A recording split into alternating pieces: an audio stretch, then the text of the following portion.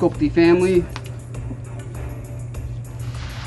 We're gonna do a little rubber unboxing today. I've got these two molds with casts in them, and I don't know what they're gonna be like. I did a couple since the last stream. I did a couple practice runs, as it were, experiments to try to find the right color and the right color and technique for getting this kind of rock looking thing under here. This has a lot of bubbles in the cast, so I did some pressure casting and that gave me a lot better result. I'm still not sure how this rock illusion is looking.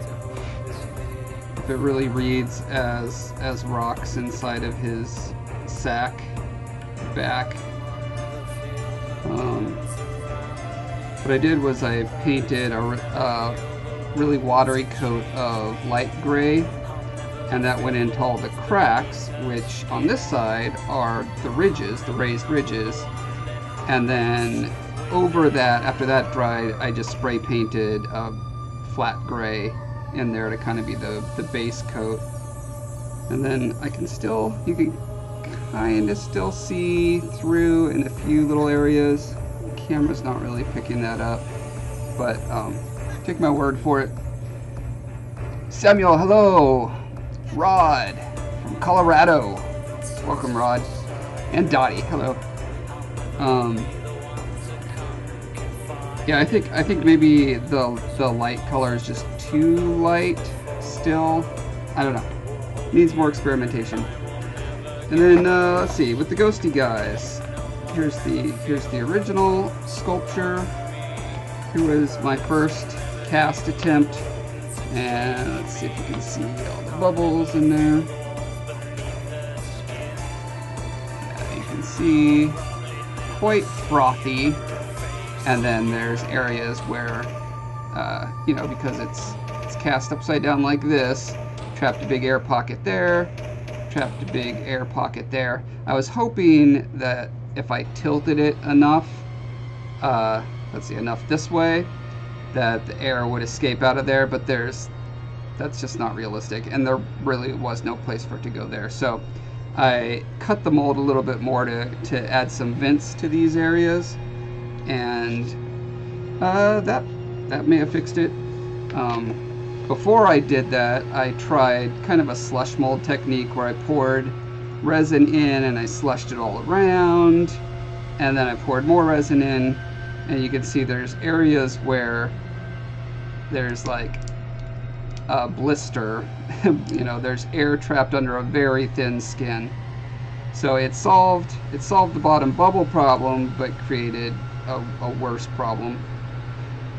And then here's a weird thing. I ran out of this pearlescent blue before the mold was filled, and then I had a mix for one of the Octoroks. I had a little left over, so I just poured that in, and so that's why the color's different here. And it did this really weird, like, wrinkling thing. I don't know what caused that, to be honest. I'm going to be honest for once in my life. This is the one time that I will ever be honest. Yeah, so I've taken all of those iterations into account, and I'm ready to see what I ended up with today. Dozer, howdy. If you were here last time, you may recall that this ghost guy had this for a mother mold, this great stuff. Turned out to be not so great. When I did the first pressure casting on it to get rid of the bubbles, it squeezed all of most of the resin out, and it permeated the great stuff and just stuck to it, so I had to rip it off, and it just wasn't doing the trick. So I then moved to plaster for the next version of the mother mold. And you can see there's some condensation in there because it wasn't, you know, it had only set for a day before I used it. Shouldn't be a problem, but then again, you never know with these things.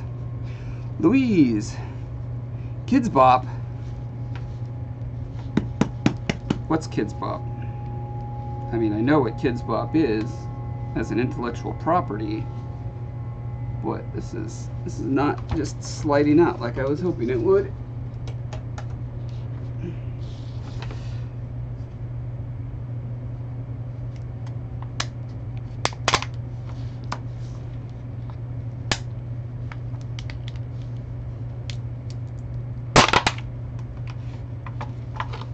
Okay. Now this shiny part, this is where, because this was pressure cast, the resin that was in here squeezed out of all these cracks, because it makes sure the resin gets into every conceivable crease, and so that leaked out into here. It did not leak out enough to where, like in this guy, it leaked out so much, you know, it stopped there. So that means the mother mold was doing its job of actually holding the rubber together, unlike the great stuff mother mold was doing. But the question now is going to be, will this... It will. Question solved. Question answered.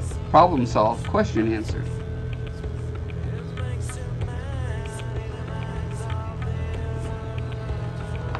Okay. Now we shall see if my strategy of adding vents did the trick.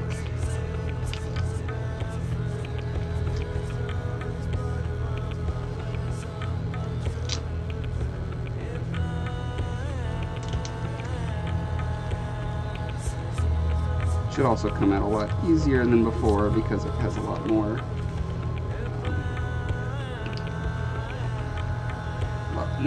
cuts. Alright. So, what do we got going on? Got a little more cleanup to do because of... So I added a vent going from where there was an air bubble here down to the back there. And you can see I added this one from there to there.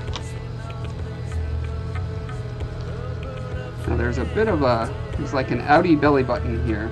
And the reason that happened is because... You can see where I cut in the mold here, it uncovered a bubble that I previously did not know existed. See this little dark area here? And so when you pressure cast it, the resin was pressing down into that bubble cavity, like so. There you can see a little better.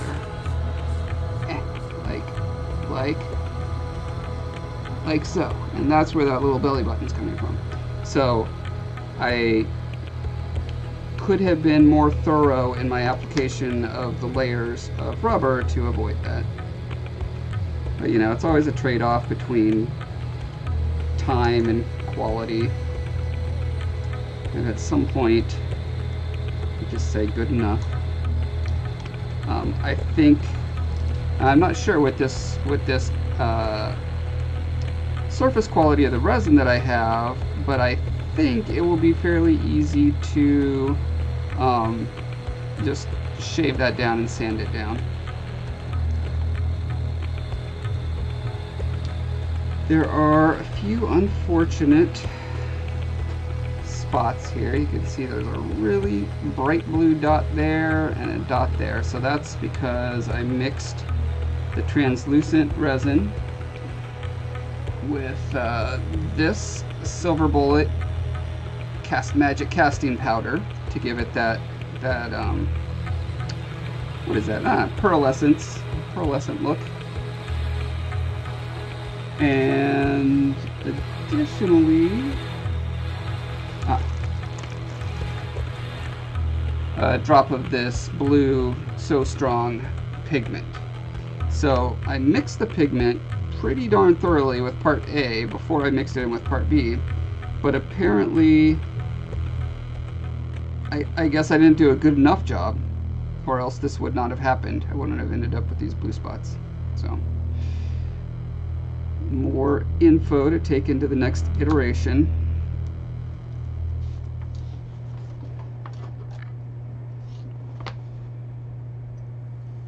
I'm going to see how well I can hand carve this down. There's another weird thing. I do not know what is causing this weird zigzaggy line going across so much of the surface. I don't think that's in the mold. One theory I have is that I powdered the mold with baby powder, and it's possible that because as I poured the resin in, it grabbed that baby powder, pulled it down into there, and then as more volume hit it, there was a convergent zone where, you know, there was a super fine layer of baby powder that got compacted against the other one. I'm gonna go out on a limb and say that's probably what happened. So I'll go ahead and try a cast without the baby powder, which, I mean, generally what that does is that diminishes the life of the mold. Mordekaida, hello!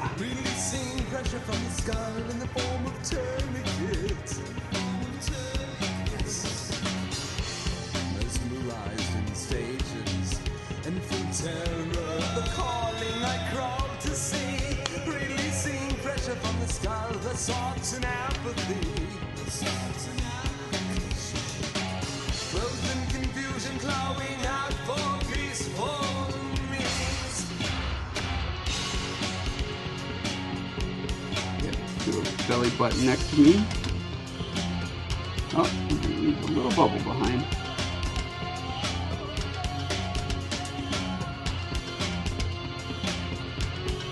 It's not a huge deal considering, you know, you're going to see the guy from this angle.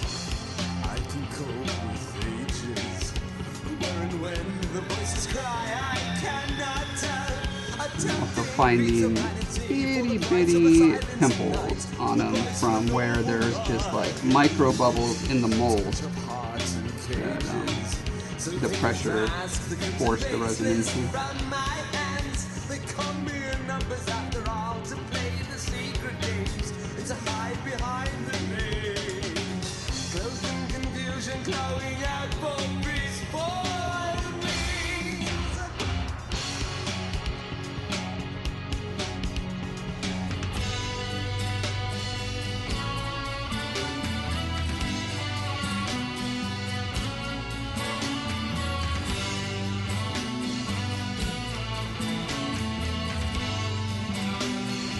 It looks like slicing into the material, it's not significantly disrupting the sheen of it. Like, you know, this seam here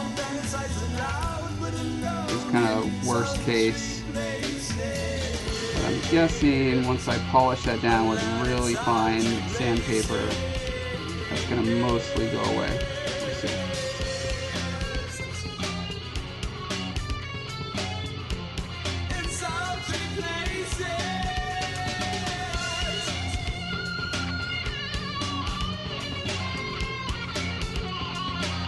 I think what I'm going to go ahead and do is I'm going to go ahead and pour another cast right now, so that can be pressuring and setting while I do clean up on the rest of the ghost and the Octorok, and then we can hopefully see what that looks like by the end of the stream. Cherry Blossom Girl, hello! Welcome!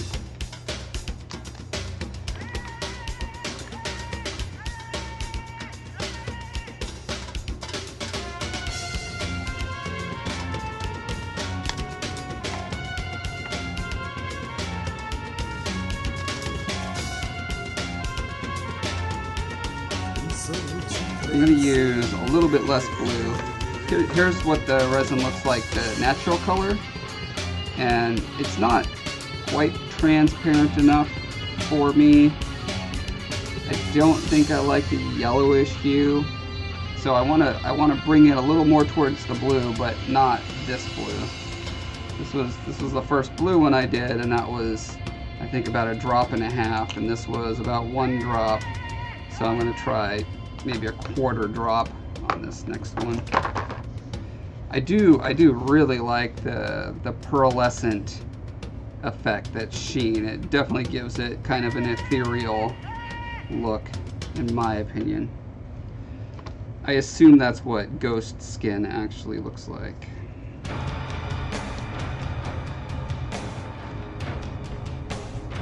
Anyone here ever see a real ghost? 'Cause I have not.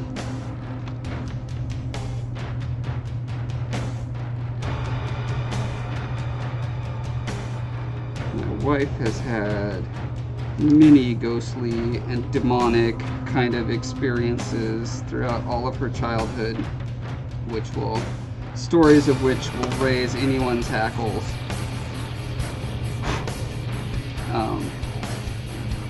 And I've always been a skeptic of all supernatural phenomenon. Even though, you know, I was raised conservative Christian, so I always had this idea of like a spiritual realm, but when it comes to like ghosts and even demons and angels, I was like, you know, does it even matter? Like, if it was really important, wouldn't we have more information about it? If there was, I don't know. That's just always been my kind of disposition towards it. And then, so Heather was having all these terrifying episodes and issues and stuff with it.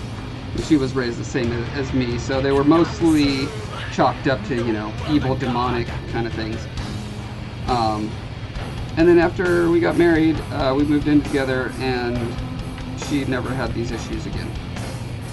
It's like, either I'm this awesome spiritual ghost-busting like shield for her, or they were a product of a particular way that a mind gets cultivated.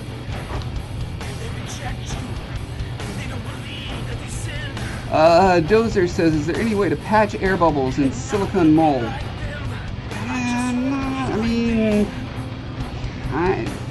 No, not that I know of. You know, like theoretically I could go in with the same mold material and put a little blob in there, but the chances that it wouldn't add just another perturbation to the surface and end up making it certainly no better than it was before, I think are so slim that it's, I've tried it before, I've never had success with it. I've never heard of other people having success with it. Doesn't mean it can't be, but yeah. Jennifer says, I lived with a ghost boy when I was a child living in Colorado. Did he ever talk to you, or just like have manifestations? Mordecai says, my mother says she hears them, and I just say the squirrels in the attic that chew the cable lines. Yeah. Cherry Blossom says, yes, the sheen looks great. Lol. About the ghost skin. I had sleep paralysis and felt someone standing next to me and touching my head. Oh yeah, that's just a known scientific phenomenon. I don't think that counts. I've certainly had that. Jennifer says, I only saw him once, but he messed with me and my little brother all the time. That's funny. I mean, you know, when it's sort of a cute thing, and it's just kind of a wink wink, maybe, you know, maybe that's what's going on, I don't know, it's kind of funny. That's one thing. When people are actually like feel terror and like their lives are seriously, you know, messed up by it, that's when I'm like, maybe this is an unhealthy thing. Maybe there are better ways to interpret your experiences.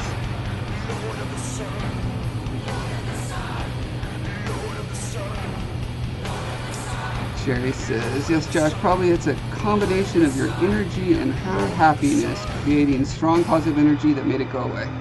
Hey, that's a good theory. I like that one.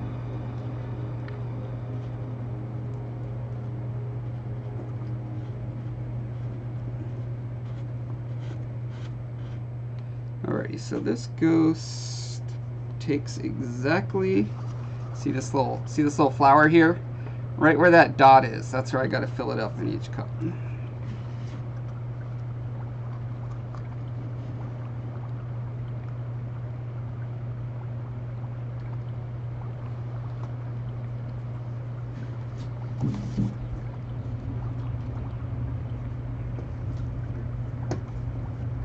Oh, I better go. Hold on, I gotta turn on my air compressor so it's filling up the tank.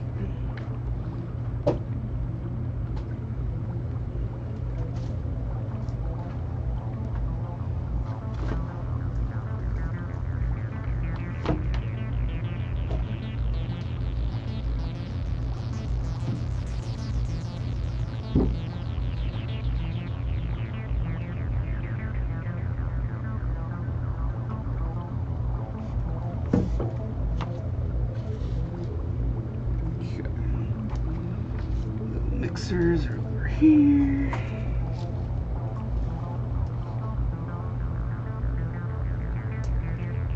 Oop.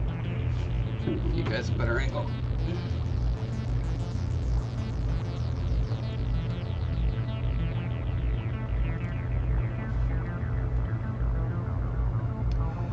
Chris says, "Hi from South Africa. Are you discussing seeing ghosts or having experiences?"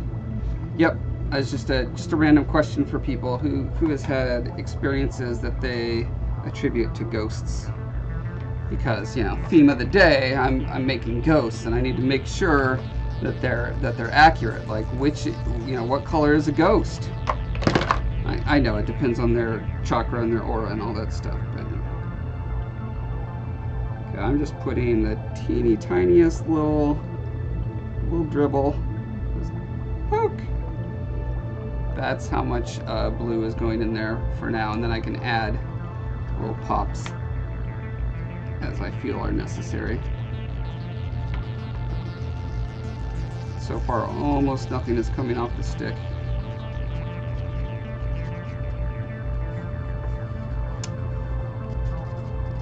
Tony says, "Always late to the party, but what kind of translucent resin is this?" This is Smooth On Smooth Cast 326.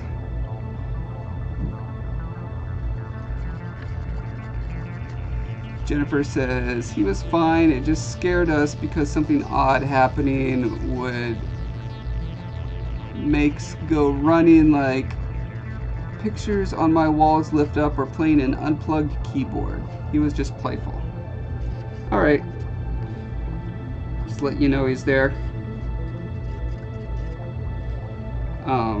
All the spiritually inclined people, you know, the type who believe in that sort of thing, whenever they talk to Heather, they say there's a little girl who hangs out with her. I think that's like an intuitive description of her playful and generous nature personally, but it could be that there's literally the soul of a person next to her. I don't know. Start of the song sounds like it belongs in Stranger Things. Yeah, it does, doesn't it? 80s synth pop, man, it's awesome. This band was doing this before it was popular again, though. Let's see. I also want to put some of this in. Cherry Blossoms, you found Stranger Things boring? Shock and surprise. I loved it. I loved Stranger Things and the second season as well. Thought they were delightful. Probably a big part of that comes from, you know, loving X-Files, literally being the same age as those kids in that time period.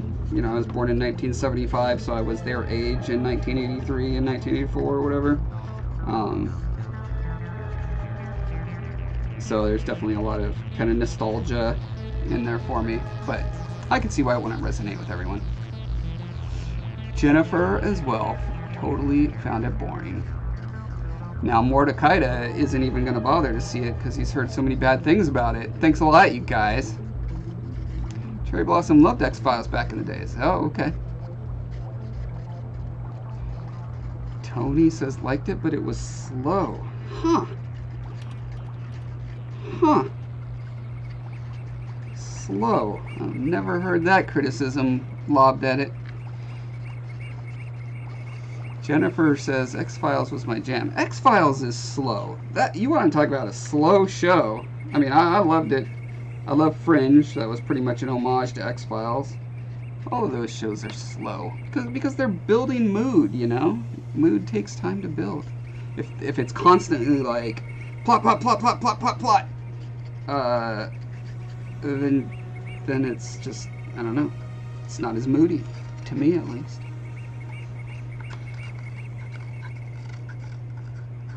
Dottie is asking how Jennifer knew it was a little boy. Good question.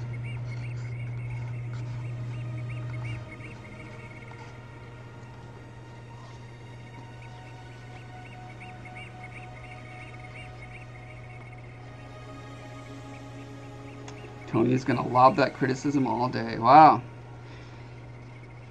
Chris says something about Stranger Things didn't work for me.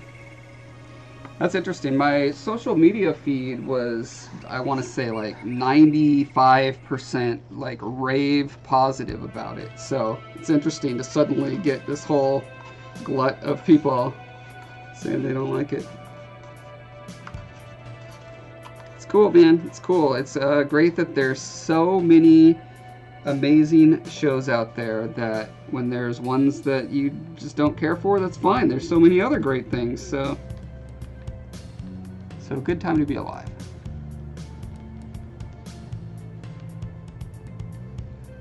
Tony says, I did Fringe, but not X-Files. You know, if you did Fringe, X-Files is probably a little redundant.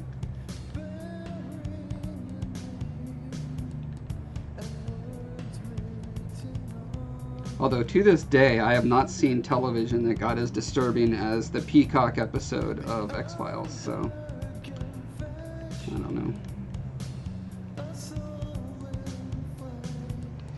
Dozer says, same with me, born in 76, loved it. X-Files was slow but good.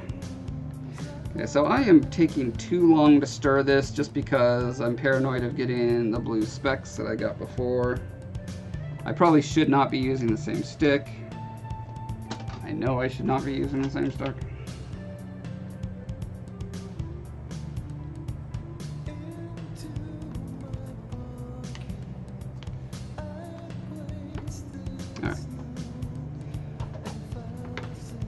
Now, I like to do this little thing where I hold a flame over it and that kind of sucks bubbles up to the surface and they pop, assuming because the heat differential creates pressure differential. I don't know. It's quite possible doing this is also causing some other problems I don't know about, but I have been pretty happy with how bubble free the casting has been when I pressurize it.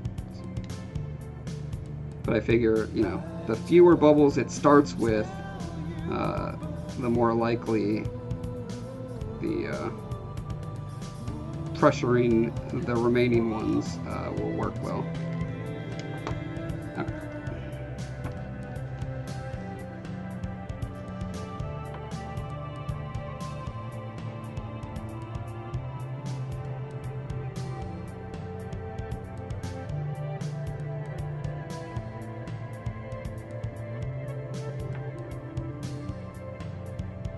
Chris says, you attract a diverse selection of viewers. That's awesome. I'm glad about that. Tony says, no, I thought it was great. I love being in that world, in the tone, but some stuff bothered me. That episode where Elle goes on the town. Oh, in the second season, you mean? That was definitely a tonal shift. But I like things that are weird and break expectations, so I like it when things like that happen. Even if I don't enjoy it as much as the other stuff, I enjoy the fact that they were willing to do something risky and weird. So Chris says, Tombs was the scariest episode to me for X-Files.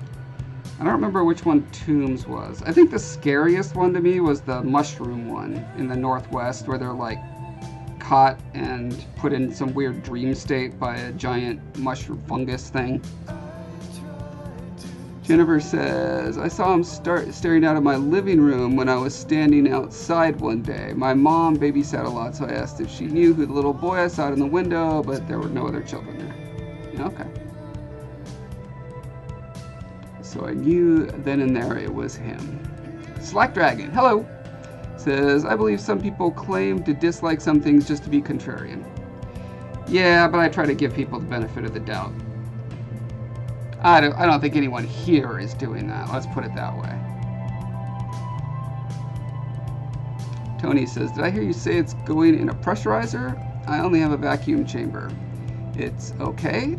I think my vacuum doesn't have enough oomph. Yeah, I have the same problem. I have a mini vacuum pump and I can barely pull, I can't even remember, 20 or 25 thingamajigs of pressure. All right. Or vacuum, not pressure. I'm doing pressure now.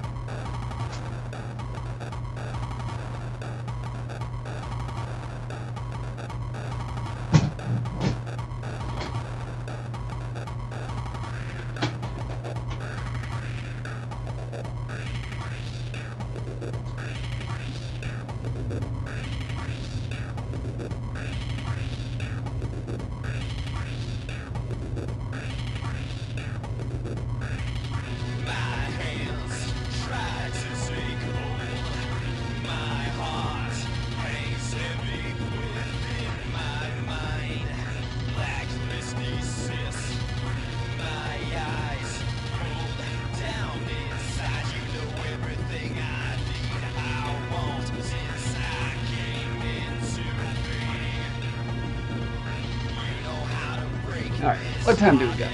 It is about 8:30, so probably pull it out in 45-ish minutes. We'll see if the stream goes that long. Back to what I was doing. Cherry Blossom says, Slack Dragon, I really didn't like it. The actors are great and I like how it looked visually, but everything else made it too hard to continue watching because I felt it was what? Made it too hard because I felt it was a waste of time. Aha, a waste of time. You know, everyone's mileage will vary. Where's my good guy? Is this my good ghost? This is not my good ghost. Are you my good ghost? You're my good ghost.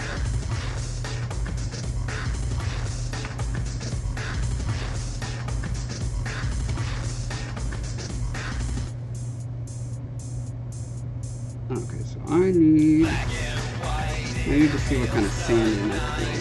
That's what it is. Sanding.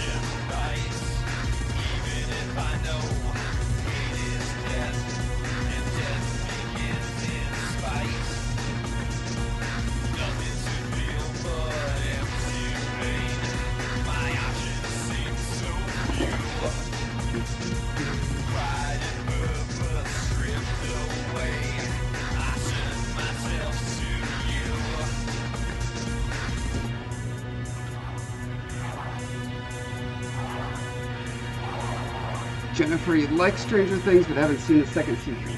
I feel like the second season was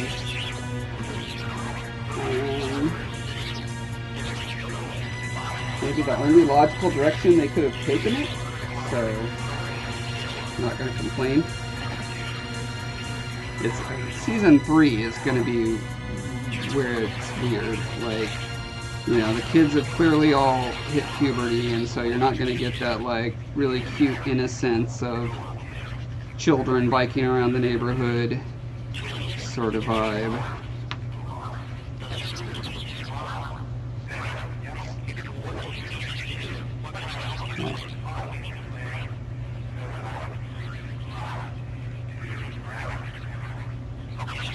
No, they're not going to shoot. They can't do that. Brandon says, hey Josh, just jumping on your live stream. What was it that you just resin? I'm doing another version of this ghost. And why is this ghost not in focus? There we go. Yeah, I'm trying to perfect the technique and material for this guy. I got close with this one. But I got a couple little speckles of color in there. I got this weird seam line going through there that I don't know where that came from. And I'm seeing, right now I'm experimenting with sanding away the seam and seeing if that changes the surface quality in a significant way, for good or bad.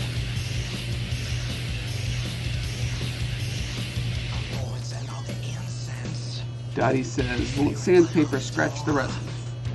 Yep, that's what sandpaper does, it scratches, but I have this like super ridiculously fine sandpaper that's practically polishing. I mean, polishing is also scratching, it's just at a, you know, super duper fine level of scratching. And if the scratches are small enough, your eye doesn't perceive them and it just makes the shine come out.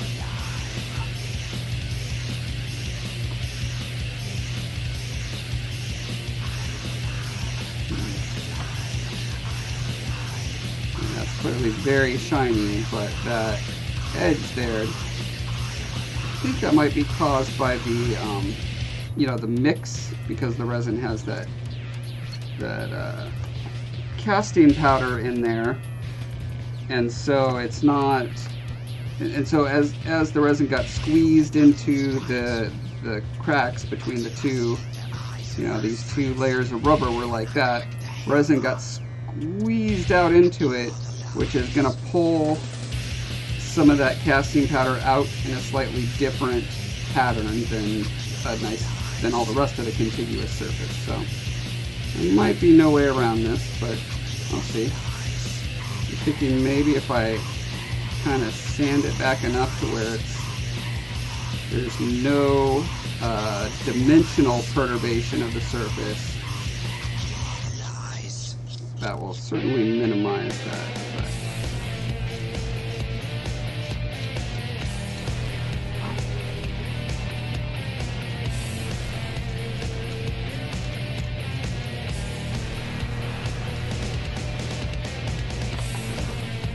Dozer says, I can see Slimer.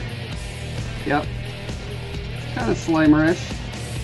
I'm trying to think. Oh yeah, Ghostbusters did come out before The Legend of Zelda, so it's quite possible that the Genie was based on Slimer.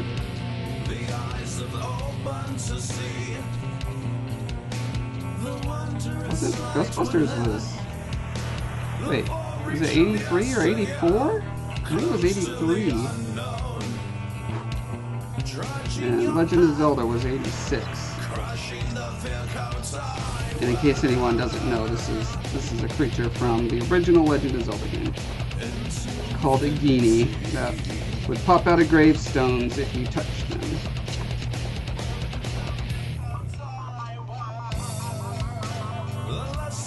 So I could be sanding this with a coarser sandpaper to kind of do the same effect, but when you use coarse sandpaper, then you have to go to, like, you have to step it down 5 or 6 different levels of coarseness to get back to smooth. And so doing a scraping rather than a sanding can sometimes shortcut that. I don't know if this necessarily is, but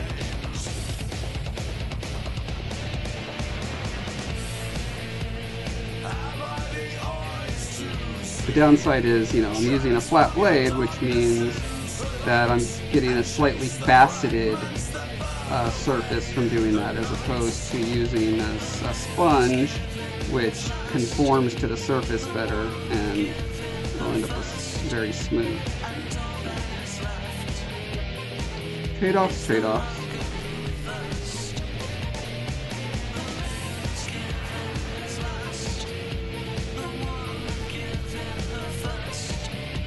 Cherry Blossom says, Josh, do you ever sculpt wet clay?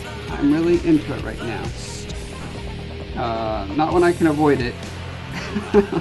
Cannot stand wet clay.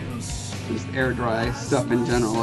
I constantly feel pressure, which, you know, that for a good artist, that pushes you to like just focus on the important things and ignore the unimportant things. But to me, it just makes me antsy.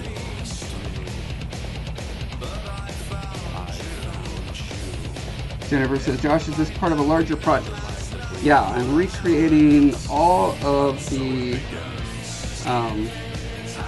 art assets, essentially all the monsters, all the characters, all the power-ups, all the like background levels of the original Legend of Zelda game, and then I'm gonna get those in a game engine and recreate the Legend of Zelda. And the idea of it is like, this is an art project that recreates how I experienced the game as a child. So it came out in '86. I was probably playing it in '87, which would have made me 12 years old, 11 or 12, and that it was the most formative game for me in the sense that like it blew my mind about a virtual world, like having an experience, having an adventure in a virtual world. I'd played arcade games before and stuff, you know, Mario Brothers and Joust and Pac-Man and Space Invaders and all those, but those are very much like one set piece kind of things. Zelda was the first game I played where I felt like I was in this world, and there were all these obscure secrets and mysteries and dangers, and you know, you have the whole gamut of, you know, trepidation and fear and then overcoming and the confidence that comes from that. Just this whole suite of emotions that I'd never experienced in a video game before. And so that, you know, everyone has their first time experiencing those kind of things. You know, gamers certainly have their first games where they really felt that way, and The Legend of Zelda was that for me. So I've always thought it would be fun to recreate, like, in my mind's eye, what was I actually, you know, not what was I actually seeing, but what was my mind's eye seeing as I played. And so I'm basically doing just super high-res versions of all these guys, and then I'll photograph them, you know, at the angles that you see them in the game, and you'll see these photographs moving around instead of the little sprites. Jennifer says, sculpture looks like it could be an amiibo. Yep, totally could.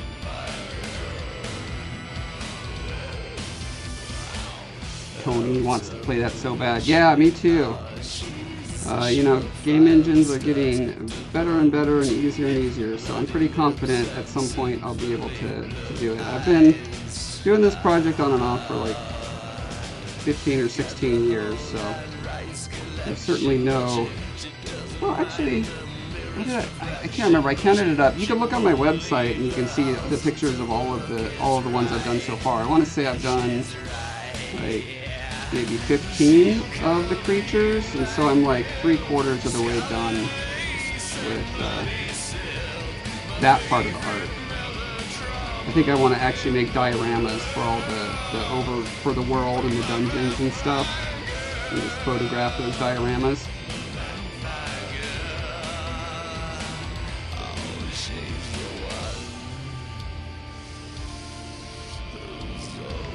Tony says, are you going to model Link so that he can be animated, like little replacement Links to make him walk and lunge? Yeah, so some of the monsters have movable limbs and stuff, like here's a Moblin, for instance, and all they do in the game is they walk back and forth, so they shuffle their feet. So I basically, under here, I've got the feet on little pegs, and I could just switch them back and forth to make the feet move back and forth. And then they throw spears at you. So made the arms so they can do that one little animation. Like that's all they need to do. They can pump their arm back and forth. I had to bend the wrist too so that his spears went close to the ground. But like, you could do that, and you can do this, and you can pull the spear out of his hand when he throws it. So yeah, I'm basically going to be doing all the things that need to be done to accommodate the small suite of actions that the characters need to do. Link will probably have to have several unique sculptures to pull that off. Or he might be articulated well enough. I think it's going to have to be separate sculptures though, because the limbs are so stubby. They're like 1 or 2 pixels at most.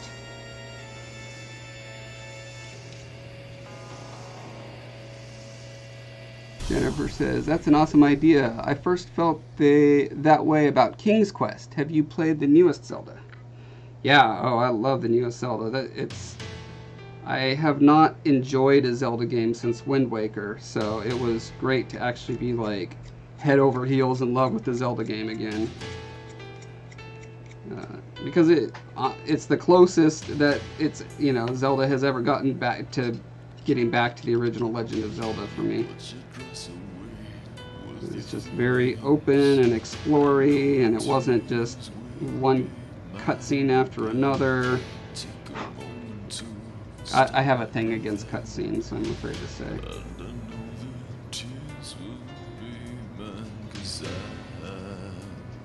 So I think I may have learned everything I need to learn about this guy. I may be able to do an interesting paint job, just paint over this, and end up with a really cool version. So. Yeah, I think that's good. Time to move on to our Octorok.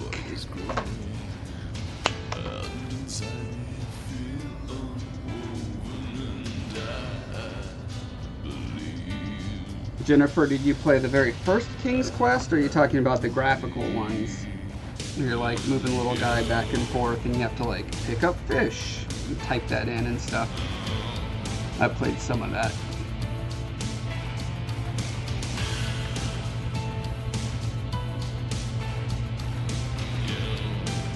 Slack Dragon says, I think my first time having my imagination truly engaged in a game was Wasteland by Brian Fargo in '88.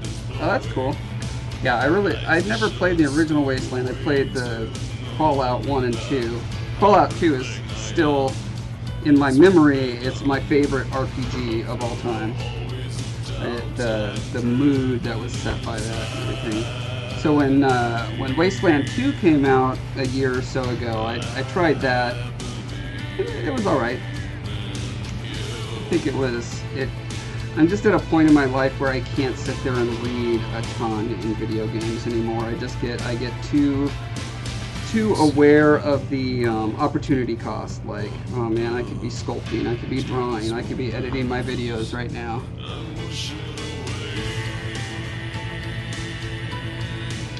Tony says, while it's been done a lot, seldom well, there's a beautiful game supposedly coming out soon called Troubleshooting with fully sculpted sets. It's a point and click. Yeah, I think I saw that. It's like a 60s espionage spy sort of setup, if I recall. It looks very cool from what I saw.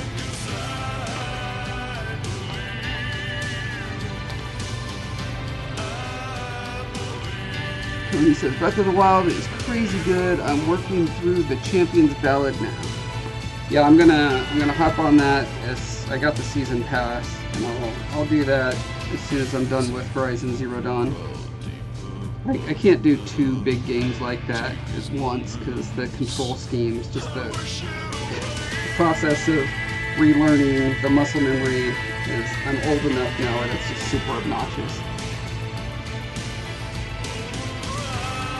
Brandon Helm, hi Brandon, says, the new Zelda is sweet. I've been a Castlevania fan myself. Yeah, Castlevanias are awesome. Chris says, my childhood was all about the Sierra Adventure games. Space Quest had to be my favorite. Nice. Yeah, I almost worked on Gabriel Knight 3. I had a crisis of conscience where it was like, they told me I had to work on that game or quit, and so I quit, because being a Christian, it was just too antithetical to my very literal fundamentalist faith that I had at the time.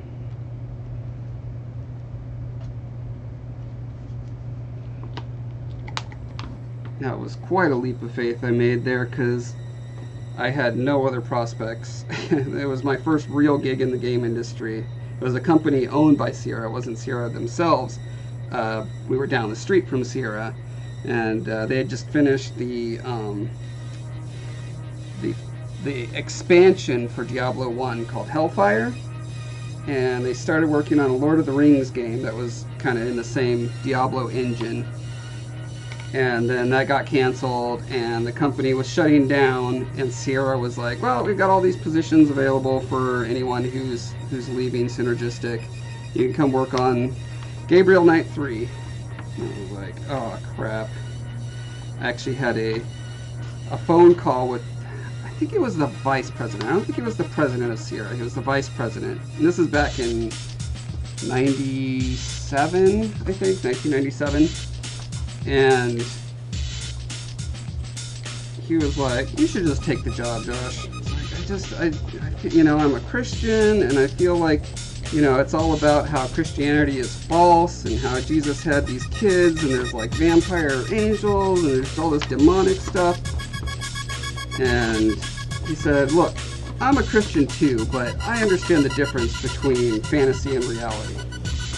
It's like, wow, what a douchey thing to say. I mean, I kind of side with him at this point in my life I'm at now, but man, back then that was just, what a jerk. Okay, so this was the plug that made the rock shape.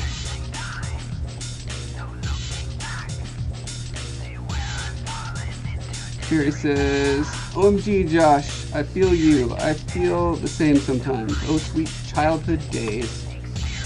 Yeah. It's nice to have a good childhood. There's so many people in the world who have really crappy childhoods, and I feel so bad for them.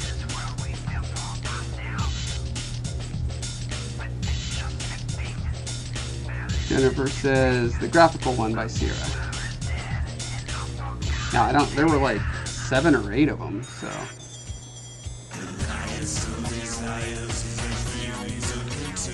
Tony says, were the Gabriel Knight games any good? I never tried them.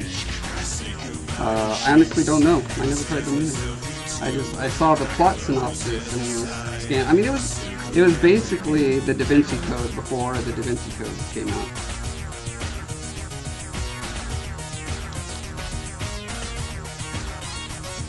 Daddy says, I actually really like the Gabriel Knight games. Yeah, I mean, they must have made 3 of them for a reason. It must have been good. Jennifer says, it might have been King's Quest 3. Tony says, was that The Beast Within or Sins of the Father? Those either are or aren't the subtitles. I totally forgot. Yeah, I can't remember.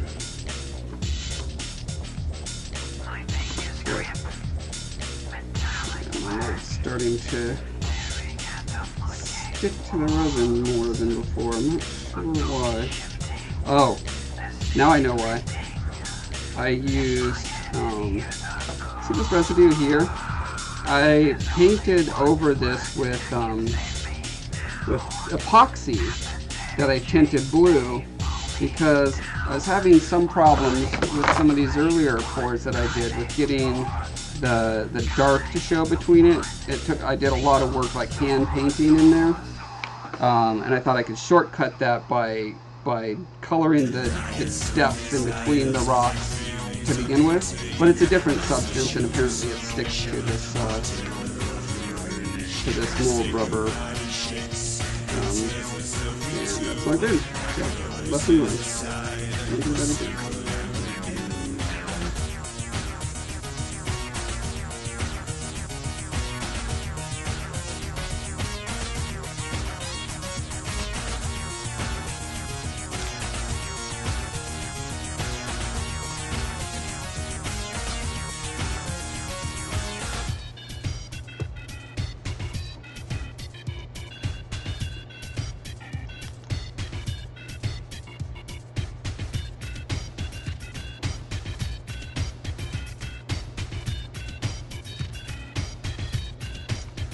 Come on, baby.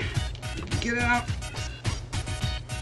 This mold is 10 centimeters dilated. You should be coming out by now. Oh yeah, I forgot. I put a little bit of glitter in this batch just to see what that would look like.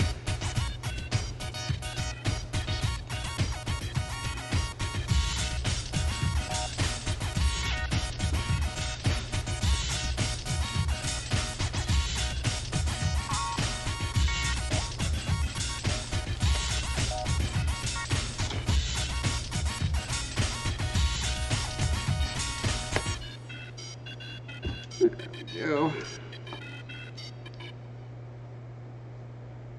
That ain't bad.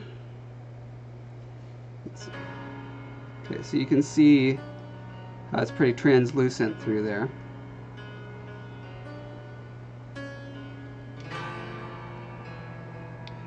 Tony says, or Stefan says, I feel you're going to slice your finger on the resin. I've sliced my finger on worse things than resin. I don't know how I feel about the glitters. I used... What did I use? Oh, this stuff.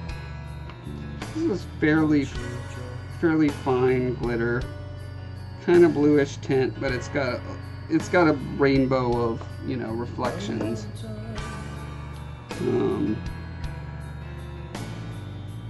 I may have, you know how there's a sweet spot where there's just the right amount? I think I may have hit the sour spot where there's not enough for it to really read as like sparkly skin, and instead it reads like just weird visual anomalies.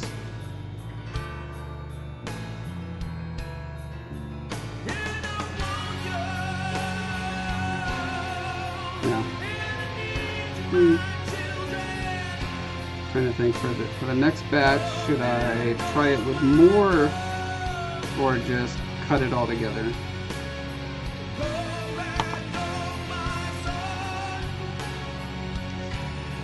guys can see here's a really great example of focus on that. There you go. Really great example of the little pimples that can form from the bubbles that are in the mold. They're pretty easy to just slice off. It's way better than having pits in the resin, bubbles in the resin. It's better to have bubbles in the mold than bubbles in the resin. Because filling it's a lot harder. Okay, here's where you can see wear and tear on the mold, right? That's a bit of mold material there that will never be back. It's because this little section here had this weird little, I don't know how that slice happened, but obviously it's not healthy for the cast to pull out of the mold there. It wants to tear.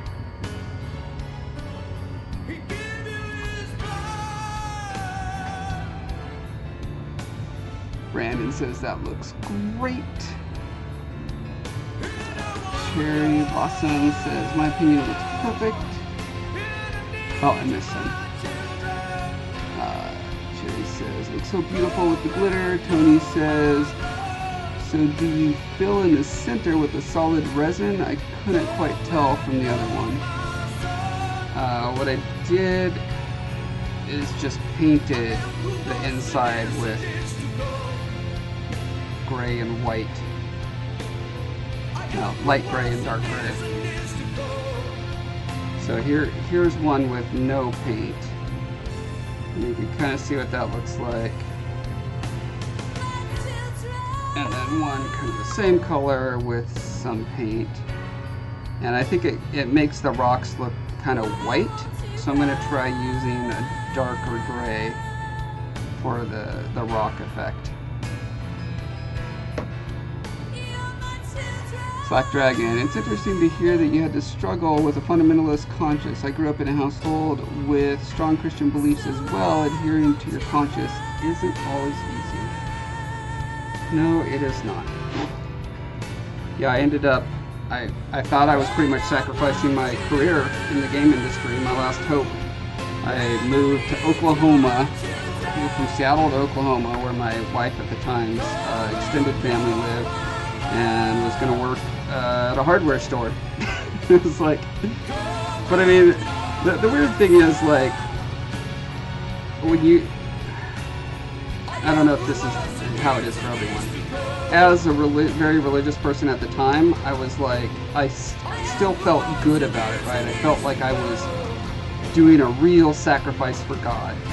And boy, he must be really happy with me for being so sacrificial. And of course the irony is then that kind of bumps up your pride. And yeah. Life is complicated, and I just don't have the answers.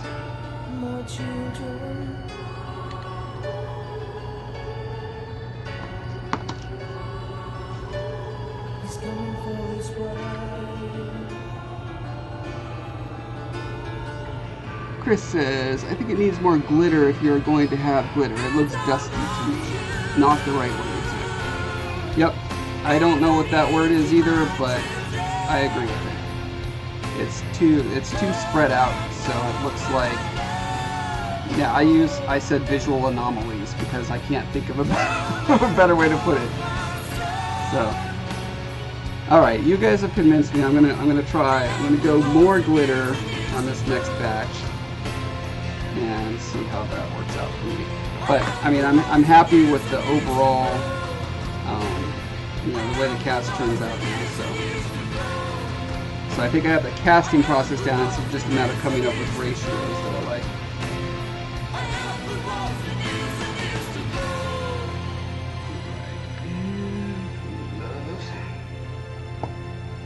What do we got? 9 o'clock. Do you guys remember what time I noted when I put the thing in?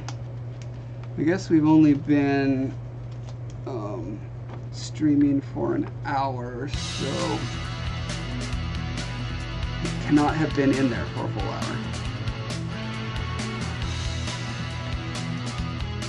Terry says, I experienced the exact same thing. I gave up art school and worked retail for a year. Now I'm back.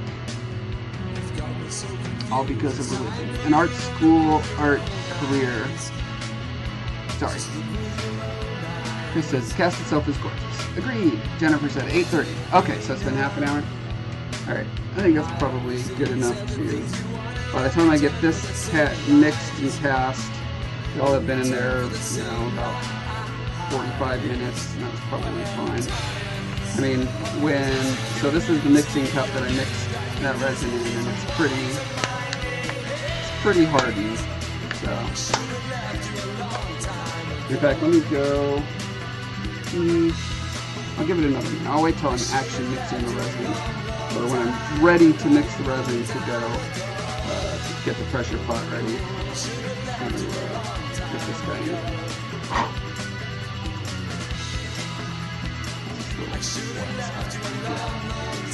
Oh, down spot. Don't censor me, YouTube. That's Shakespeare. YouTube does this obnoxious game. Every video I post now, it says, won't monetize because of non-advertiser-friendly content. I'm like, what? I don't cuss. I don't show nudity. I'm not talking about their taboo subjects like suicide or whatever. Why? So there's a manual review process you go through, and I have to click it every time, and I wonder like how much money I'm losing because by the time it's gone through the appeals process, it's got 95% of its views already. I don't know if they back pay you. I hope so, but I wouldn't assume it. Demi, what have you missed? Jennifer's right, you missed everything. Oh my gosh, it was great. It was like a kidnapper broke in and tried to steal me, and then I fought him off with my ninja moves. And then the President of the United States showed up and gave me an award. Oh, actually, I don't even want that anymore. And then the President of Uruguay showed up and gave me a medal. It was so cool. I learned to speak Cretan, Cretish, Cretalism. Oh wait, you're not from Crete. Wait, I can never remember the island you're from. Whatever your island's from, that's the language I learned.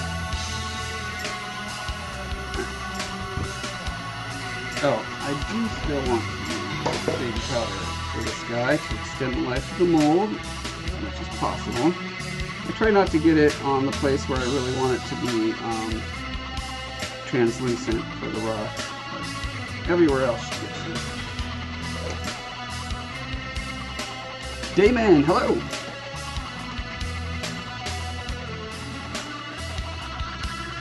Tony says, is the music cleared? Yeah, I've checked all the music.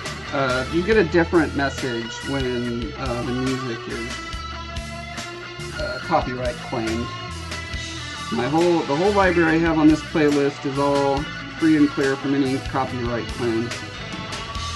Yeah, it says it's inappropriate content, and you go to the list of like, give me more information. What is not advertiser friendly? And it lists all this stuff, obviously cursing, nudity, talk of suicide, again, basically anything you wouldn't see on primetime TV, right? And yeah, I'm like, what? Is it just something about the way I look? Like, what are the YouTube algorithms picking up? Like, I don't even put, like, I know a lot of problems that YouTube creators have is their tags that they put on their video. If a tag has something that flags the robots. But I don't even put a tag on. And it still does it, so, yeah. Don't know what the deal is. YouTube needs to get its act together. Yeah, right. As soon as another viable platform appears that can actually compete with them, that's when that'll happen.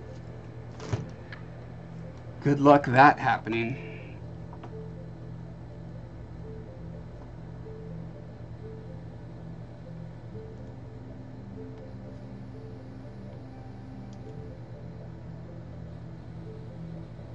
Cherry says, YouTube is such a something. I'm not even going to say that something, but it starred. Thank you for starring.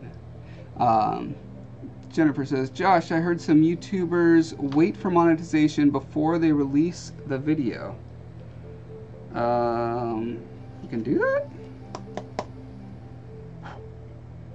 I'm not sure how to do that, but that's a good thing to think about looking into.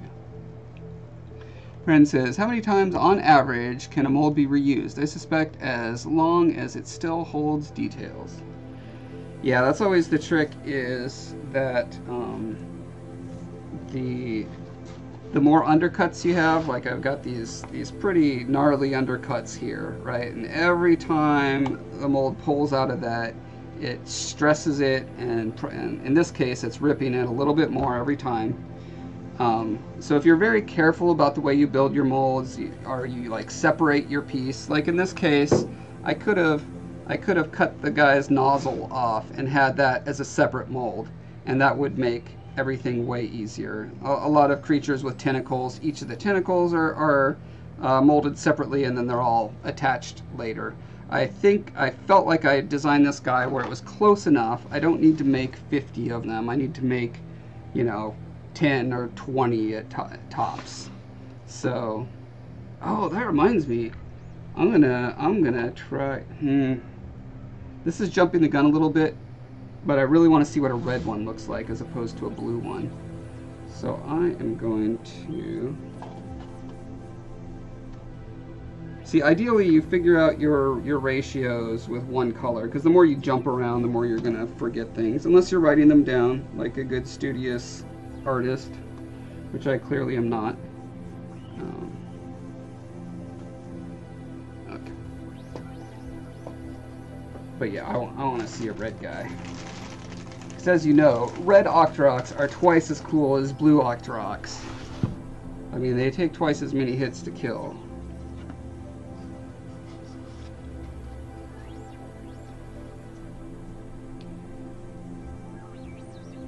Slack Dragon says, this may have been asked and answered already, but what's the average number of useful... Oh, I answered that. Well, actually, I didn't technically answer it. Well, I guess the answer is, it depends. And on how good you are of a mold maker, what materials you're using, how soft the rubber is. Yeah, I mean, there are people who can get 100 or more casts out of one mold. And the way I package this is leaking, of course.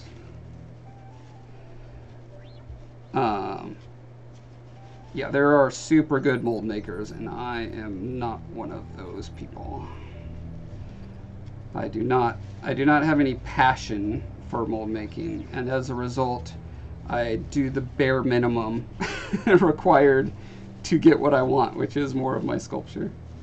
There are people who are passionate about it, and they like see the whole problem solving as like this fascinating puzzle to figure out how to do it in the most efficient way, da-da-da, and that's awesome. Good for them. I wish I could feel that way about it, but I don't.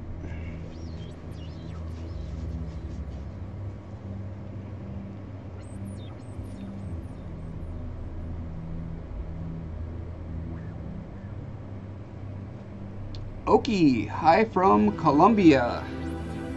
Hello, I don't know if we've had anyone from Colombia before. Welcome. Tony says, mine get quite a few, but the seams slowly get bigger.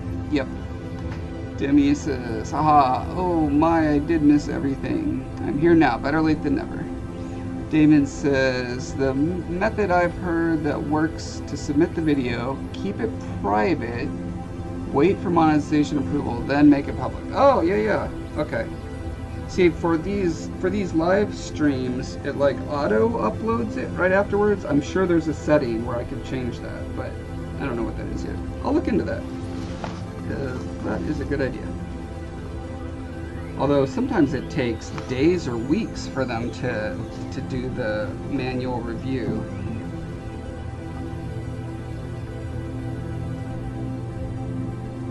I mean, I imagine if the robots are picking up my stuff as being inappropriate, like, they must have to go through 1 million videos a day. You'd think their algorithms would be getting better based on, you know, the live people constantly having to go through, although that's probably some farm in India where they do that.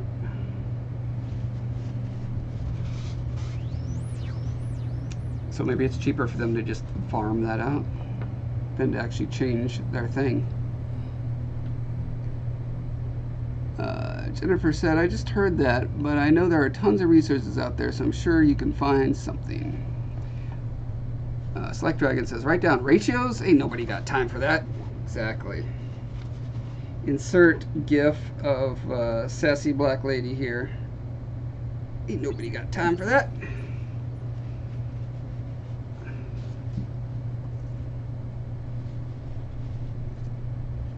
Alright, I think I'm going to transfer immediately to this so that I can add the color and the other stuff.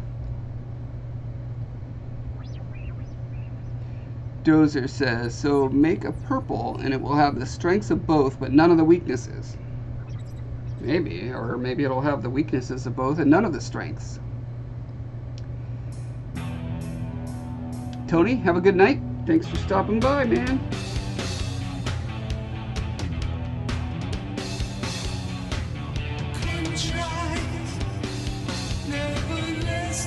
David says there's also the conspiracy that it's being done to avoid payment and they can get as much free content as they can. Yes. I don't know that I mean, I work at a software company that makes games, and as a result, I see a lot of the criticisms that are leveled at companies that are patently untrue. I know because I work with these people and they don't operate that way. I think what's much more likely is that there is not a strong incentive to fix the broken system because it's more profitable to have a broken system.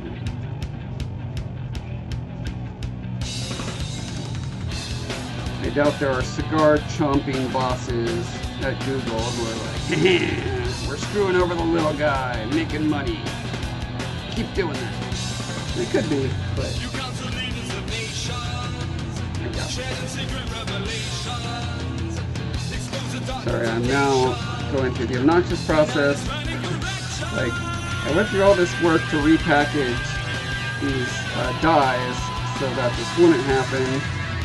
Put them in these little tubes that I bought separately, and now they're ending up making almost as big a mess as they were before.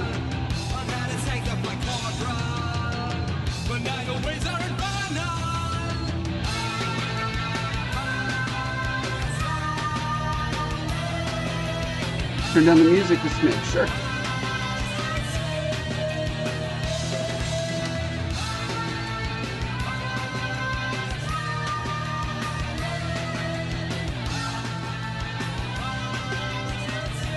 Tell me how that feels. Actually, now tell me how that feels. I was facing away from the mic when I said that. Louise says, can you link a website link afterwards where you get the smoothcast resin you're using? I could, or you could just type in smooth on. Oh, hold on. There we go. smoothon.com. That's how it's spelled.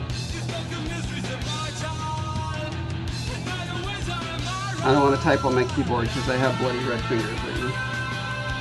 Okay. Mixing a fair amount of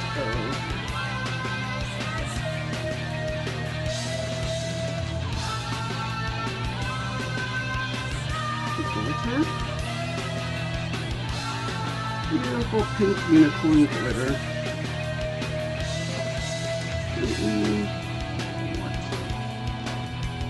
That was approximately 4 dashes, you know. I'll remember that, sure. Sure I will.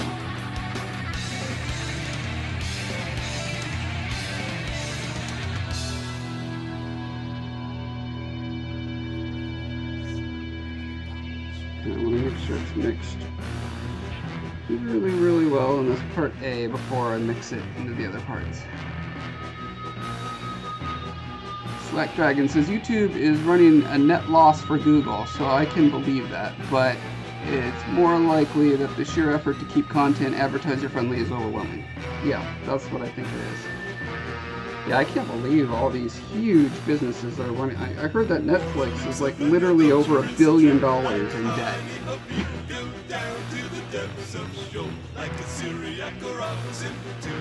Elkie says, oh good, music, I'm working too, but I do something called cold porcelain. Cold porcelain. I feel like I've heard of it, but I'm not sure what that is. What is that? How do you do cold porcelain? Jennifer says, well, I'm on the East Coast time, so I gotta go to sleep. Bye, Josh and everybody. Bye! Damon posted the link to Smooth On. Thank you for doing that. Okay.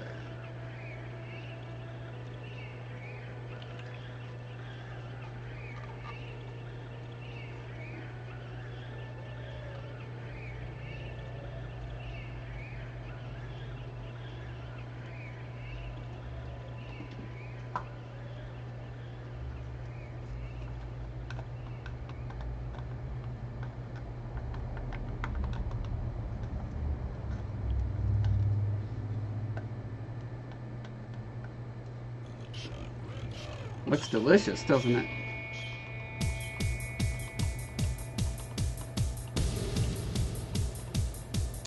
Jimmy says it's a little better, just drowns your voice a little. Still? Okay. Slack Dragon says, glitter, the herpes of the art world. Once it's loose, you can't truly get rid of it. Indeed.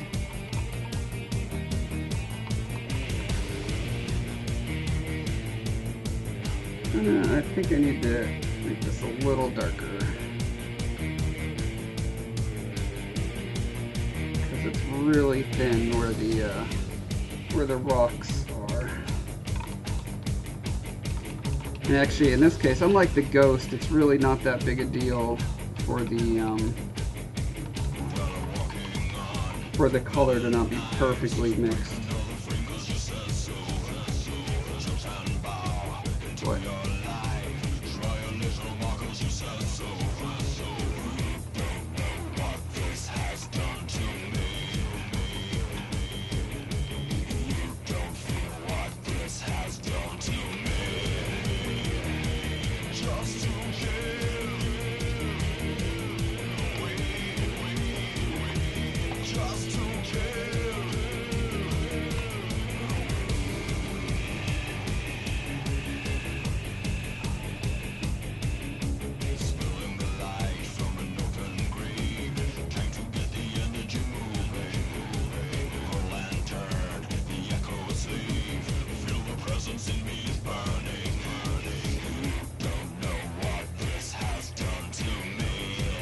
I forgot to move this into a second cup.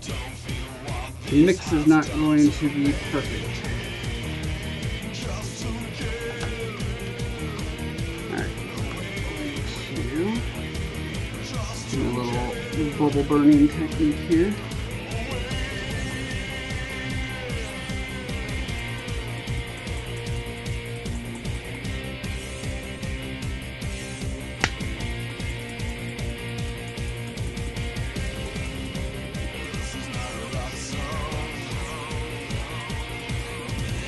All of those little bubbles end up traveling down and getting trapped in the teeth.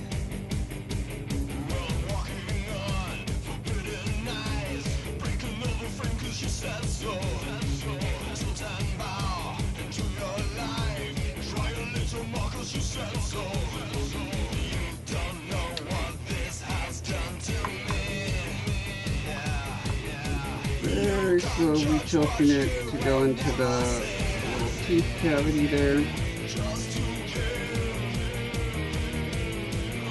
into the snout.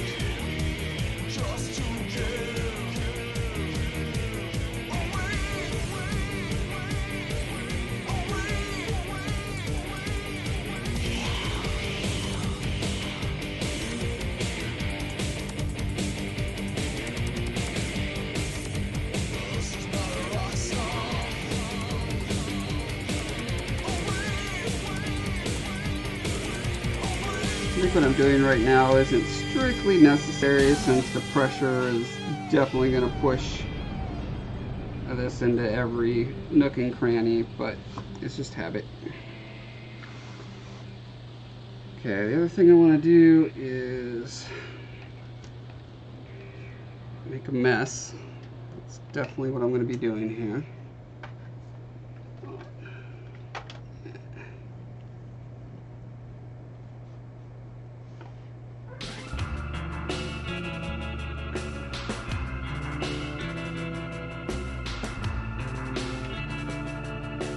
Make sure that I have resin in all these little cracks, because it's easy when I push it upside down into the mold for those to catch air bubbles.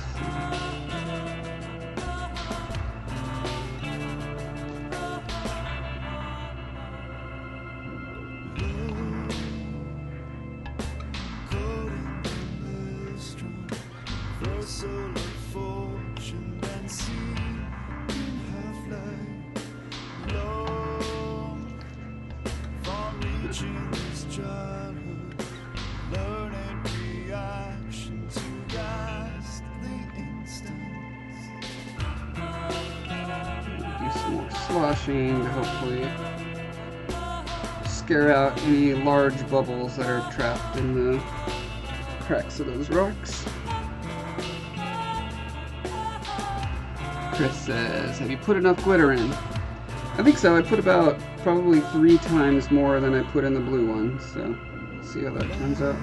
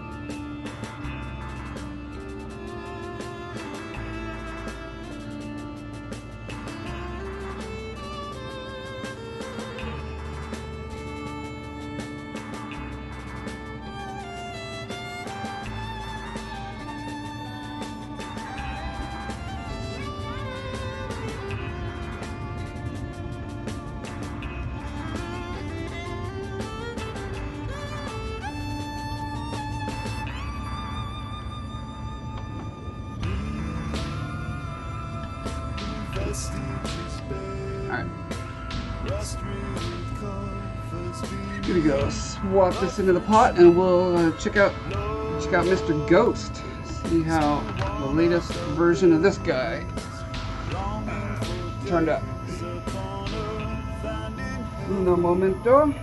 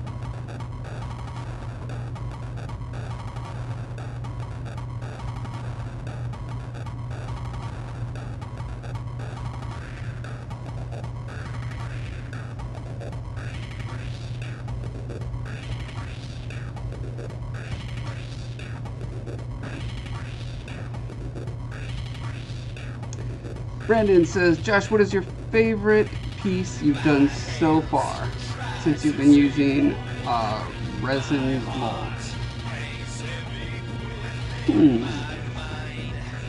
Like the favorite thing that I've ever molded?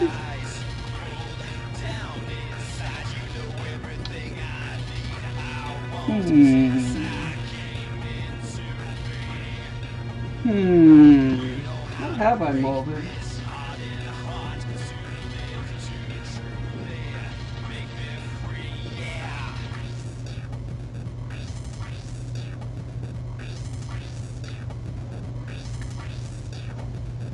I really think my Guild Wars 2 worm is pretty awesome. The fact that I molded that in both resin and gummy is pretty cool. Go right there. Turn on. Oh, I don't have it plugged in. This is also a lamp, so it glows on the end like a magic slime ball coming out. I really like that piece. It's fun. Good times.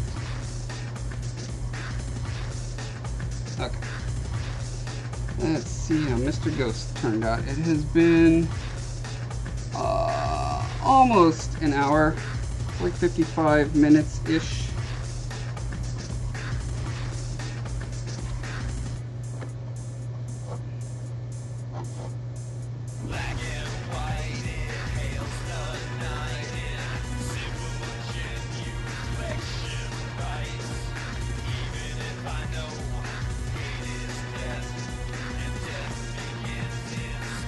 I'm hoping that when I cast this piece, this will be my new favorite. We'll see. That's going to be a complicated mold, and I want to make the ultimate mold tutorial with it, so we shall see.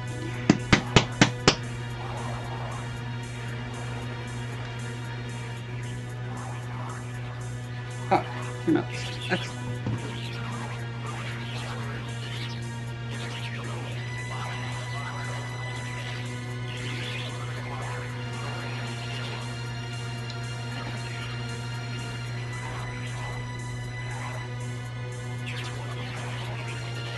Ooh, this is an interesting effect. Uh-oh. Look at that. That is saying, I'm not done curing yet. Alright, back in the mold with you. Just have to hang out for a bit. What else do we have on the agenda? I'm gonna figure out how to make this good. This is a Cameo bow mark from the first novel trilogy that I'm putting out. And I was thinking I could use this on the book cover for the special edition. I think when I put all the 3 trilogy together into one hardbound book, then I will make like a book cover that's like faux leather or metal or something, and then this will be like on the in the middle of the cover. I originally sculpted this in ZBrush and printed it out and was very unhappy with the results, so I ended up sculpting over quite a bit of it.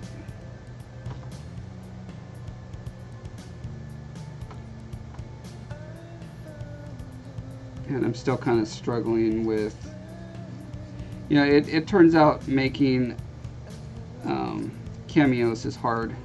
It's not the same as normal fully 3-dimensional sculpting, because it's like, it's not really drawing, and it's like sculpting as if you were drawing, but not at all. I guess my point is it's a different skill set than I have. I don't have experience doing it, and so I did not do it to my quality standards yet. I'm still poking and prodding at it to get it to the point where I'm happy with it.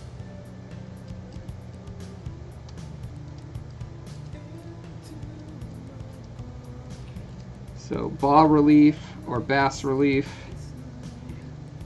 is its own domain of awesomeness that some people are super awesome at and some people are not. So I'm trying to go from the not awesome category into the awesome category. One thing that's unique about this piece is that it started out as a fully 3-dimensional bust. Alright, this is the actual, well, I sculpted this in ZBrush and then I moved it to, you know, a position, and then I just squashed it on the Z-axis. Not completely, but enough to where it was flat enough to where it was like a cameo, which it turns out that's not exactly how you do bas relief sculpting.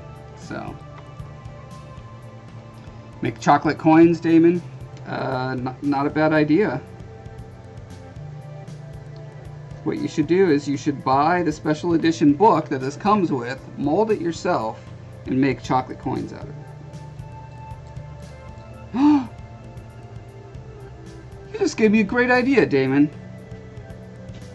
I should make chocolate coins of this for promotion. Give them away, you know, when I'm promoting at conventions and stuff like that. We should just have a bag of chocolate Beaumark coin. Oh my, you're a genius! I should hire you to be my marketing manager.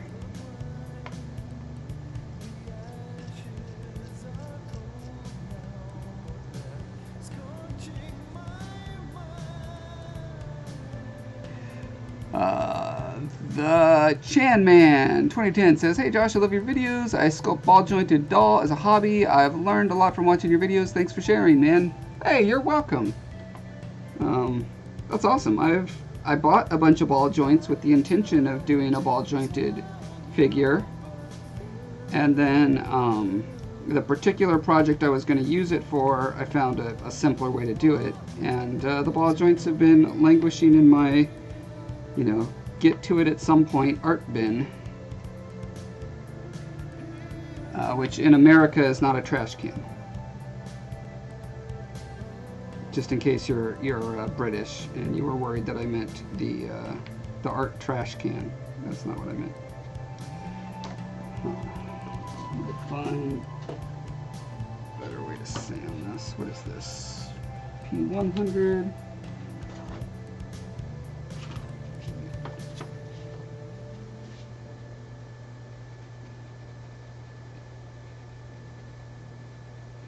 Louise says, kind of looks like Jon Snow from Game of Thrones. Yeah, I can see that.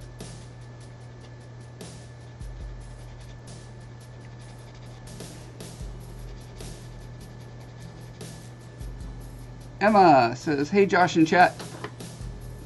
Hi Emma and chat.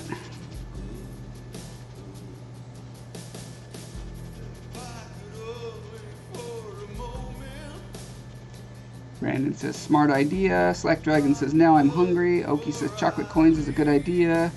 Damon posted a link to something. Right. Let's see what Damon's sending me to a meme generator. That is a 404. The recesses you're looking for have been removed. Nice try, Damon. Your link don't work for me.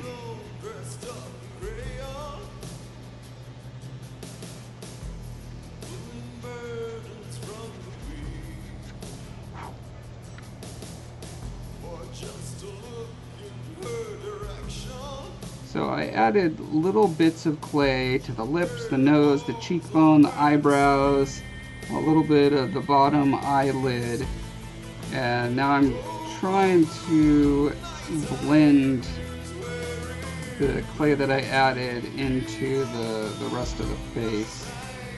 And this just is not giving me the resolution that I required. Let's see, this one might be a little... It's a thinner sponge, so I can get my finger to manipulate the tip a little better.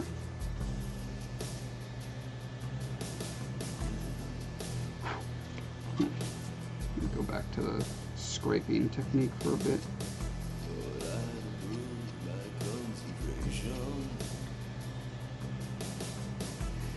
The old Guinness commercial guy says, "Brilliant."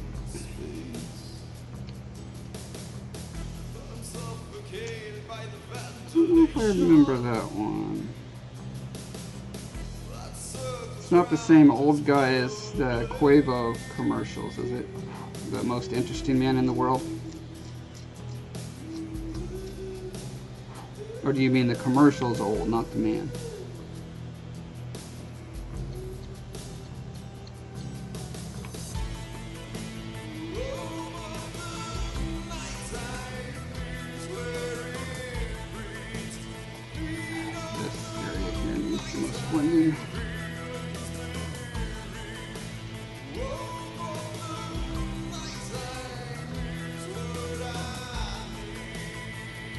What I need is I need to figure out how to print wrappers, like a gold wrapper for it.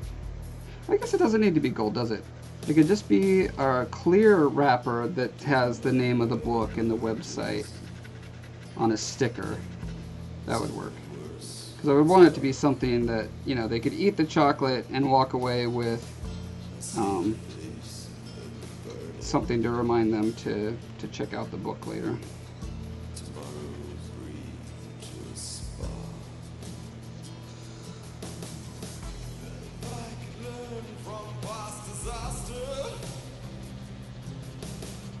I'll have to check. I think this mold material actually is food safe, if I recall, because it's silicone based. Oki says, make chocolate coins of Game of Thrones.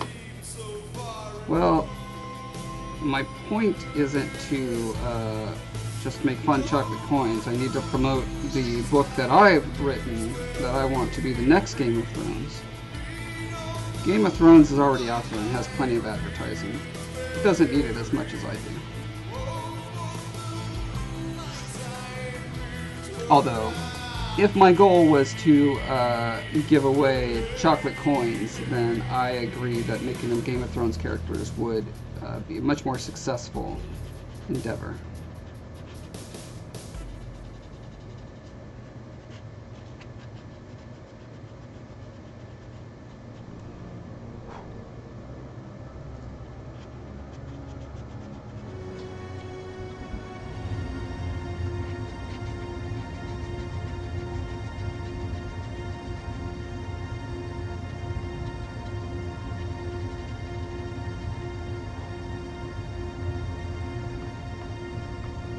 Actually, I could do all sorts of candies if I had a mold, huh? I could do like a sucker.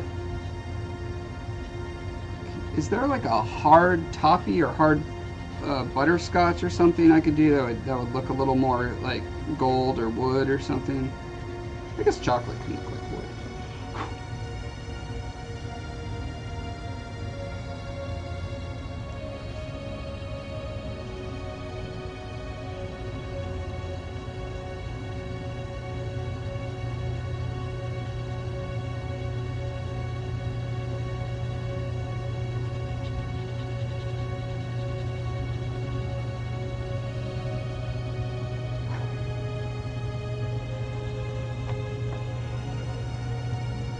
It's hard to tell because I'm scraping through to other layers of primer, but I think this is getting closer to successful.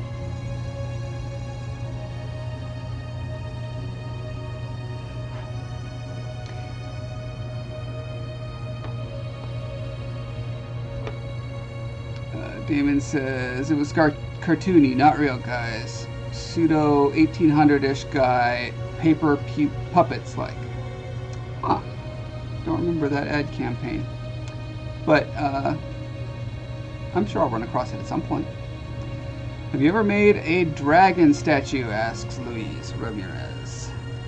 I've done dragon-ish things. I take that back. I have done a straight up dragon, but it was when I was like 13, so it was not very good. I am going to be doing a dragon for an upcoming tutorial at some point. I've got a friend of mine who designed the dragon for the movie Dragonheart and like designed a bunch of the bugs for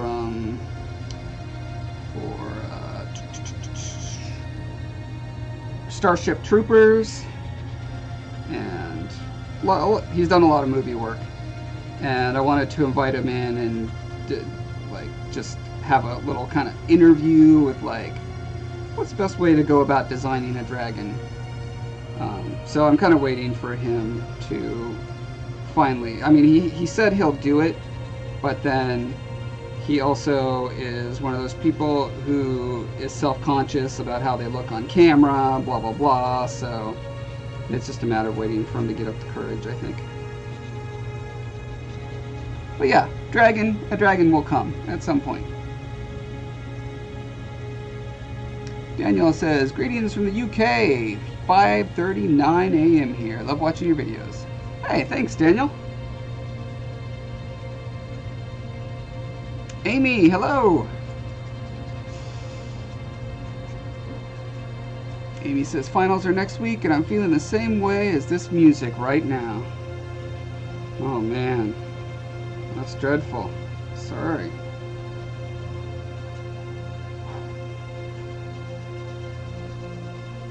How do you have finals in the middle of January? That's weird.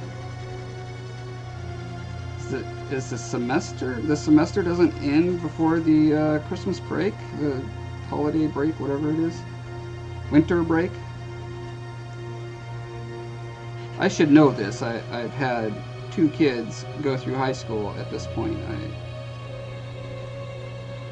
I think I hate school so much, and my kids hated school so much, there's just like no enthusiasm for paying that close attention to it.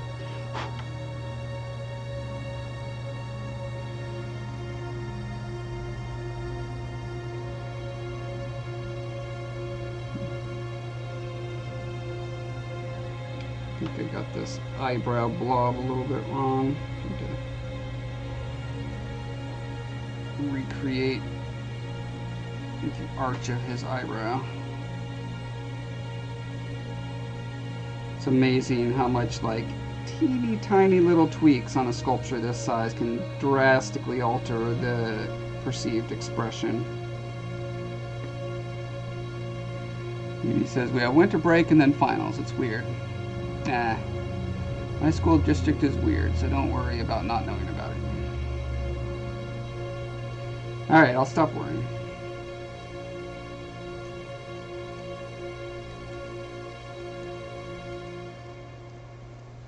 Alright, maybe this next song will cheer you up.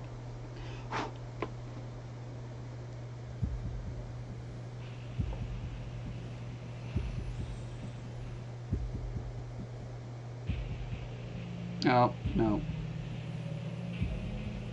It's more The Awakening, which means it's going to be dour and dreary. I apologize. I keep meaning to go in and like cull out half the Awakening because I have it set on random, but there are like 10 Awakening albums in there, so the chances of getting an Awakening song are far too high on this random shuffle.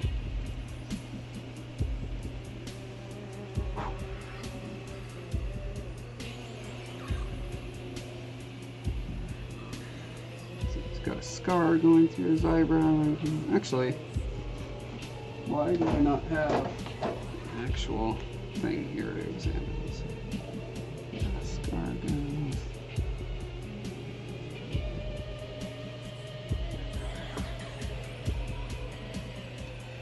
A lot of schools nearby have changed their schedule so that finals are before winter break.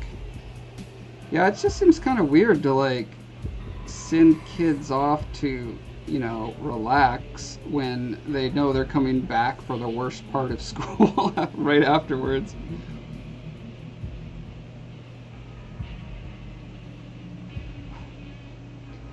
People should really take psychology into account.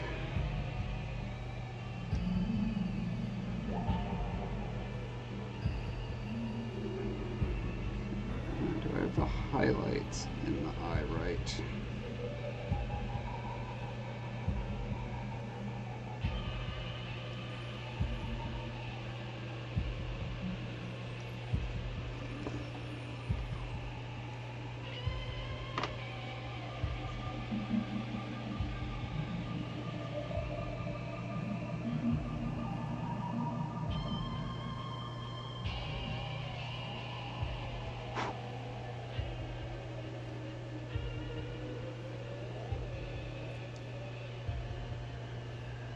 Alright, I'll have to do another coat of primer before I know if I did a good job on this pass.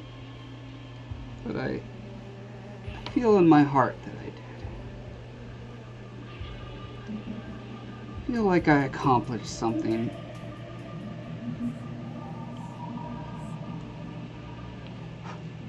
Alright.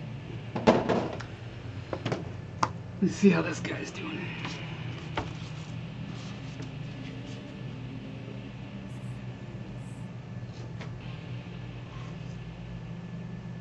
Have I mentioned lately how much I love this camera arm? Oh, it's so nice. So nice.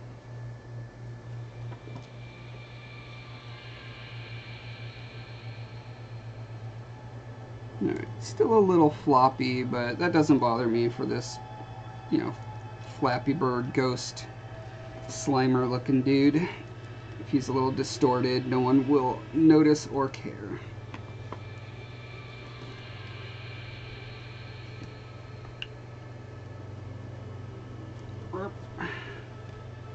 Do-do-do.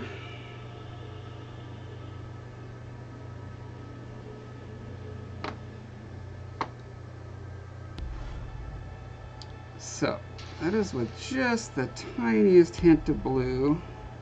What's going on here? But weird, that looks like... You could take a close look at this. This is interesting. Wait for it. Come on.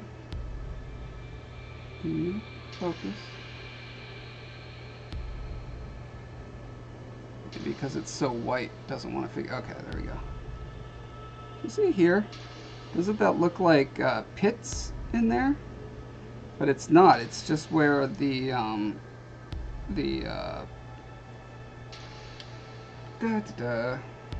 this stuff, the casting powder, mixed into little eddies or swirls or bubbles or something.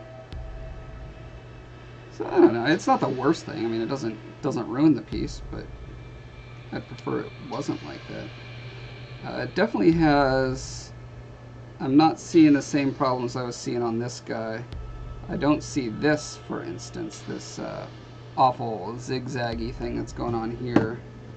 And I think it is because there was no baby powder in the mold.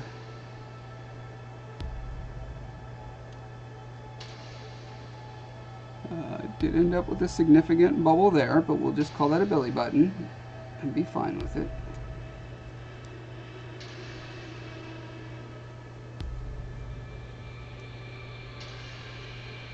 I love the flow of the creases back here and how the pearlescent kind of flows with it.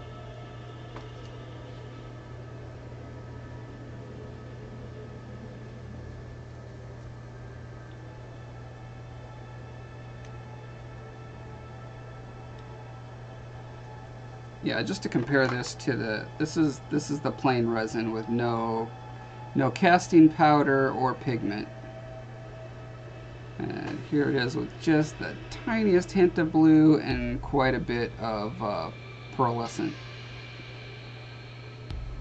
I really like it. I think I'm going to try less pearlescent because I still want to take advantage of the fact that I'm casting this in a translucent material.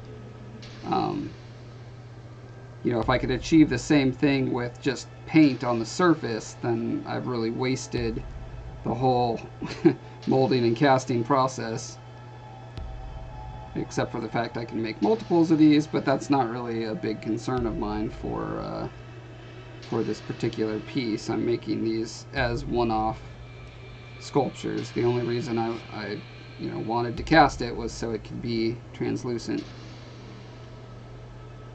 and ghost-like. You know, as we discussed earlier, that is what ghost skin looks like. So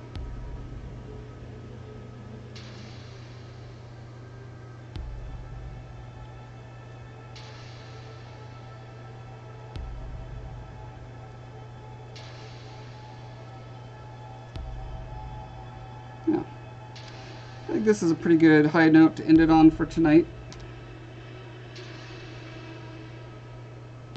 Definitely going to be sanding down this surface so it's a, you know, perfectly flat thing. I'm going to be airbrushing it to be like black or dark gray or something. Like this is a shadow and this is like a swoosh, and so it's going to fade from black to the white of the ghost is the idea. This is just like a movement line that morphs into a shadow.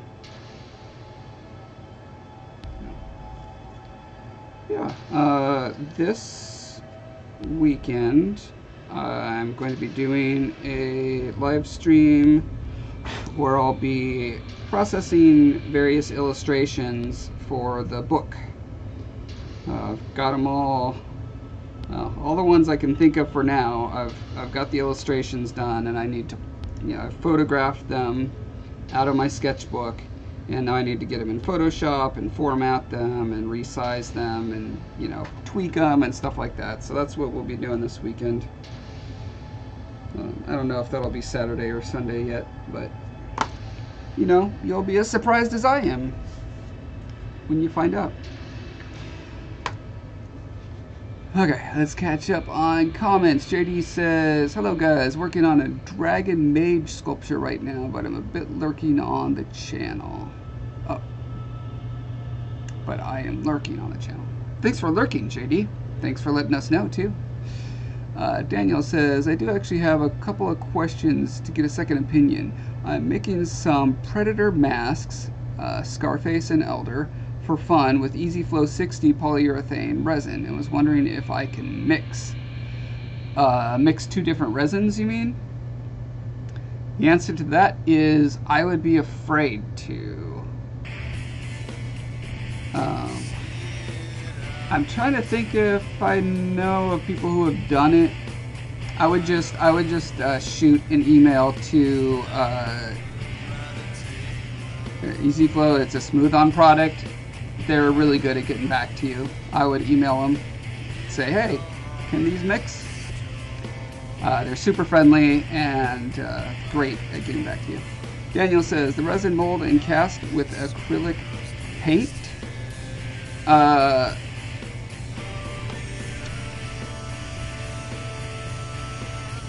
Oh, okay. So you're saying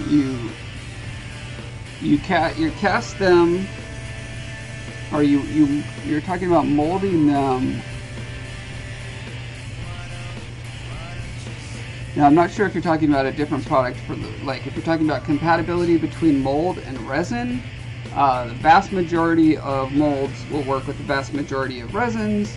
The exception to that is if you're using crystal clear. Those usually need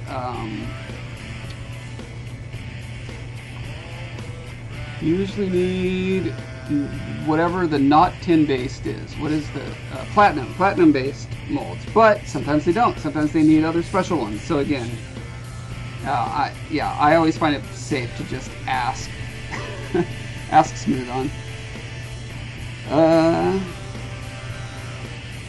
Yeah, so I paint all of my resin stuff with acrylics, and I always the stuff that I do paint, I always use a spray paint primer first. You could airbrush primer too.